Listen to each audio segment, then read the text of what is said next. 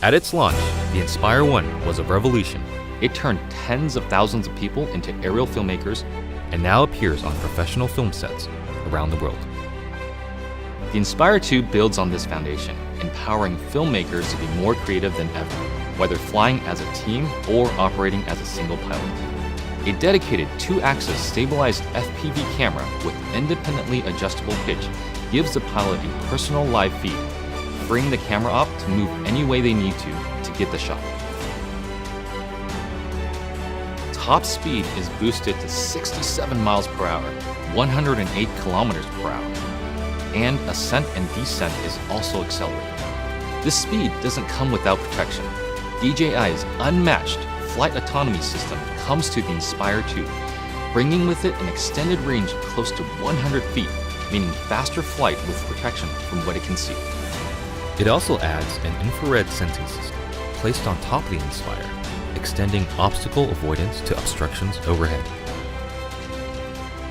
The new dual battery design increases flight time, hitting a maximum of 27 minutes when using the X4S camera, and also provides battery redundancy. Self-heating systems mean the Inspire 2 can be flown in extreme cold. The Zenmuse X5S Micro Four Thirds camera now has a 20.8 megapixel sensor with better pixel performance. It is capable of capturing 5.2K at 30 frames per second, as well as 4K at 60 frames per second. It also supports Cinema DNG and ProRes recording. And you just kind of look at it and you go, like, that's really small, but how can this little small thing give these big results? Normally I wouldn't think of it using a drone for normal shots, but kind of made this really simple shot easily, and looked great. And I'm telling you, I'm really picky. The Inspire 2 is DJI Focus compatible for precision focus control. A broad range of Micro Four Thirds lenses are also supported, including zooms from 9mm to 45mm. The 45 is pretty beautiful on this camera. We use that a lot for close-ups and has a great depth of field and just makes me feel like, that's kind of cinematic for me.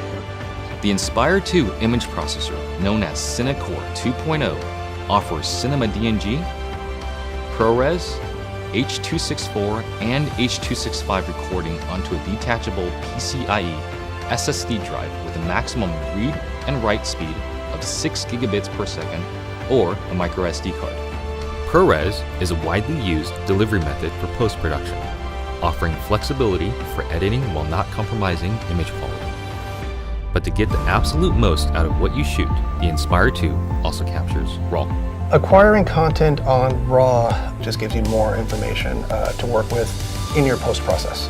The RAW native Cinema DNG format gives you the most dynamic range possible of that camera. Basically takes full advantage of the sensor and everything that it can see. There isn't one shot that we compromised for detail, for color purity, for separation of images, for black, for low light detail, highlight detail. Boy, I never could have told you that this particular footage came from a drone. It's just too good.